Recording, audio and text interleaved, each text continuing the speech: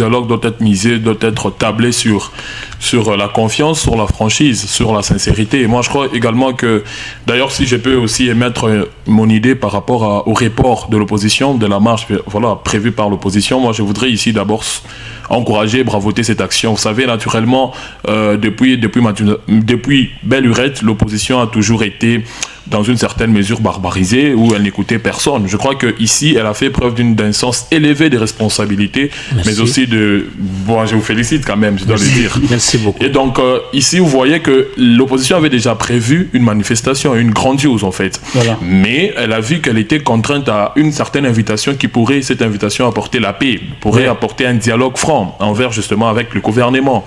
Et là, jugé nécessaire d'écouter d'abord le président Ndayishimiye, parce que là, je dois rappeler qu'il n'a pas agi comme président du Burundi, mais plutôt comme président de l'Union africaine. Voilà. Et donc, vous voyez que c'est l'unité africaine que doit prôner, et nous avons un pays qui est au centre de toutes les négociations ou encore de toutes les opportunités économiques. Et donc, c'est la République démocratique du Congo. Donc, qui est nécessaire justement de pouvoir écouter ces présidents-là. Mais je voudrais aussi revenir un peu sur ce qu'a venu de dire mon prédécesseur. Je crois que la Constitution est claire en son article 26 qui parle de la liberté de manifestation.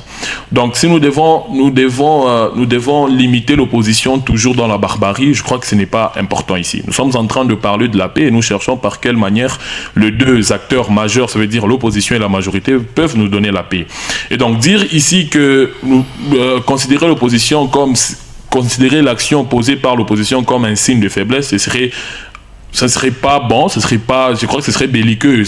Nous n'avons pas besoin ici justement de cette volonté-là. Nous n'avons pas besoin ici des invectives. Nous avons besoin de nous mettre sur table et de poser des questions et d'avoir justement des réponses claires. Donc, je dois rappeler également que l'action posée par l'opposition n'est pas un signe de faiblesse. Vous voyez, donc il ne faudrait pas que ceux du pouvoir aussi puissent en tirer profit.